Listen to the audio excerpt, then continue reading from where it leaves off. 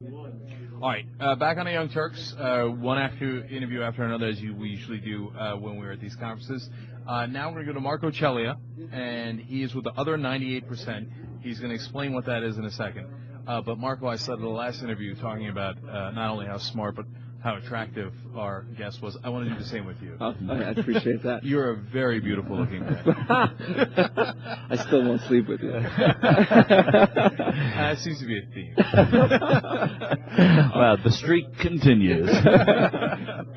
All right, now seriously, what's the other 98%? The other 98% is basically politics for the rest of us. We started off, a group of us, on tax day. We wanted to reply to the Tea Party, who was talking about overtaxation and big government when taxation's never been lower, and 98% of Americans actually got a tax cut by Obama. So we went down to the Tea Party rally with huge banners that said, the other 98% say thanks for our tax cuts, Obama.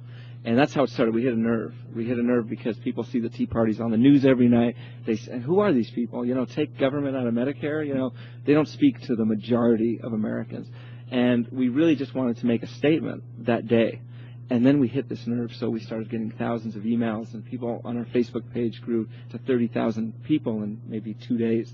Wow. So hitting that nerve, we wanted to capitalize on that, or capture that energy and figure out what to do with it next.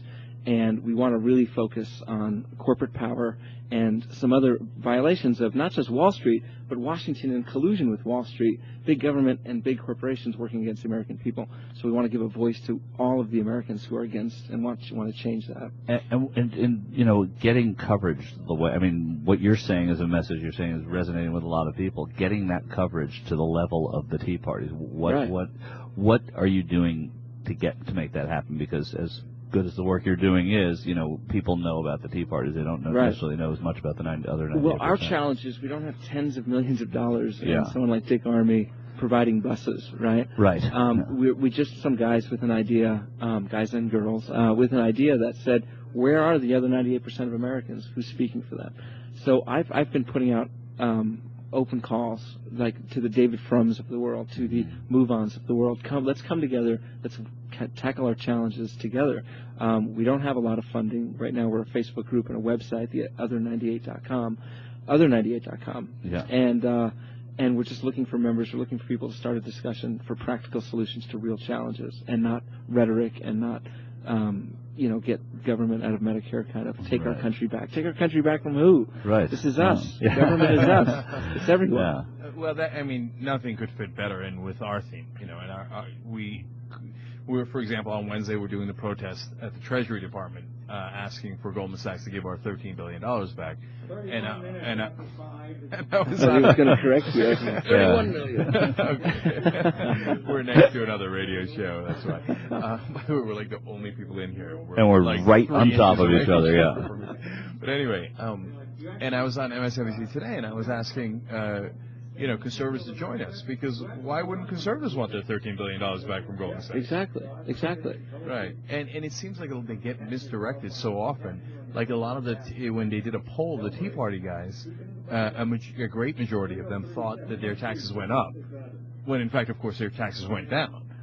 So how do you fight that? Have you been able to break through to any conservatives? Because we're having a hell of a time. We break through on issue after issue. Individuals will agree with us. People don't want corporate dominance of Wall Street. They want Wall Street that works for the rest of us. So we start showing up at rallies, and when we talk to individuals, we're trying to get a message and a narrative out there that other people can use. We marched on Wall Street. We opened the invite to conservatives. They didn't show up. We marched on K Street. We opened an invite to conservatives.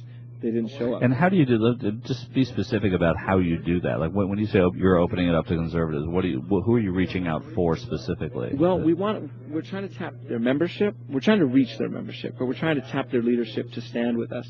We put out an open letter on Arizona Immigration Law 1070. Mm-hmm. Put out an open letter to Dick Armey, Sarah Palin, and we included Rand Paul and Eric Erickson. Said, stand against this bill on your own issue, on your own values. Liberty, government overextension of government. Who's an American citizen? We're all affected by this. If white people in Phoenix had to break out their papers every 10 minutes, there'd be armed rebellion in the streets of Phoenix. But this does affect all of us. It does affect all of us. forget their citizenship papers or what identification papers. If you said, "Hey, can I see the license for your gun?" they would go literally ballistic. They do. Right. Yeah. And so if you check white people's guns, they go crazy. If you check the identity of Latino people, they're like, "Oh yeah, that's fine. They're Latinos." But it seems like we're fighting a losing battle. But I'm trying to reach the individuals. I'm not trying to reach the negative 2% of Americans who are just over the edge right wing, far right wing, borderline fascism. I'm trying to reach the moderates, the pragmatists, the realists who know we have to solve our problems, who know that government provides us with clean water, who know that government provides us with highways so they can get to work, who know that governments provide us with an education system. They're not just over the edge. And we're trying to reach those people any way we can. Giant banners, media events, open letters, in various creative ways. Because I like to make people laugh and make people think. Right. And what's frustrating about it too is the idea that these people don't have a voice in the party they're in anyway. So why don't they come someplace where their voice will not only be listened to, but will be adored? Because if you get those moderates, the conservatives, the people that are willing to listen and talk and have an opinion, yet their opinion isn't being heard on that side, if they come over here and they come to your rally, if they go to the other 98%, they're going to be heard, and they're going to be, people are going to be very grateful for their presence, but they just can't make it out of their party. Right. And the other challenge is, you say moderate Democrats, they think everything's getting fixed.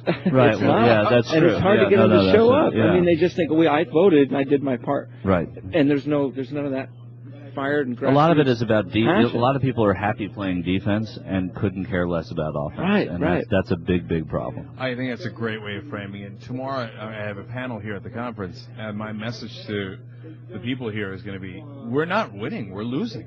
I mean, people seem complacent. And, you got the Fox News of the world screaming that Obama's a socialist or whatever, but the reality is we keep drifting more and more to the right. And if we don't find a way to make Obama more liberal, and even as I say that sentence, it seems inconceivable. Like, we have a Democratic president that I can't conceive we could push further to the left. Yeah. We're going to they're going to have moved the Overton window. And they're gonna be further to the whole country's further to the right, and it's so frustrating. And it's just like football. Every minute you're not on offense, you're on defense. Yeah, and so I want to ask you about now something. Jack's going to use that at the panel tomorrow. And you think you're going to get credit? You're not going to get. Hey, wait a second. I said it first. Now you're giving it to Marco. First you take. Right? Yeah, it's unbelievable. It's all right. I got a trademark on everything. So you were with Billionaires for Bush? Yes. Okay, now that's wealth care now. Went to Billionaires for Wealth Care for the health care. Okay, good. And then you did Get on the Limo tours. You did No You Can't during the 2008. What's Public Option Annie? It was a guerrilla musical that we pulled off at the AHIP conference in October, where during Bill McInturff, he did the Bobby and Henry and Louise ads against healthcare in the early 90s. McInturff, yeah. He was speaking, the keynote speaker, and suddenly we broke out in song. And not just one of us. One person stood up, and another person, had this chorus scattered around the plenary audience, and it was like guerrilla musical whack-a-mole, and we had a song to the song Annie from the musical. From the musical Annie. And it was this great parody. You can Google it, Public Option Annie. I prefer to watch the one with lyrics. Okay. There's two out there. One has subtitled lyrics. And it just captured the need for the public option. It drew people in to want to be a part of the winning team, which we felt was the public option. How was it received? It was great. I mean, it was Rachel Maddow covered it, made it all the way to Monday to the Situation Room, and then by Monday, now this was a Thursday. Rachel Maddow was Friday. Situation Room was Monday, and then by Wednesday, the Republicans were saying that the Senate was handcuffed by the left. Right? No, the Senate handcuffed by the left. And then Jon Stewart picks it up on Wednesday as an example of this is who's got the Senate handcuffed. Right. The absurdity of that statement. Yeah. And it worked like in this arc that we couldn't even have. Well, and it turned out they were right, though. I mean, you guys really had them handcuffed, and that's why we got that really strong public option. Public option, yeah. That's right, because if everybody knows anything, it's Harry Reid can't stand a bad tune. Right. By the way, you try any of that crap on my panel, and I'll come for you.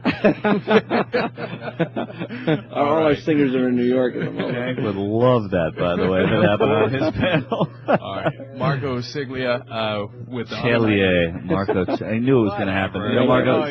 Say my name. Say my name. Jake. That's a good point. Yeah. All right. We're going to call that a draw with your respective corners. All right. Thank you for all your brilliant ideas, especially staying on offense and not going on defense. Wait. Marco, thanks for joining us. Really my pleasure. Keep up the great work. Okay. Take care. Thanks, Dan. Good talking.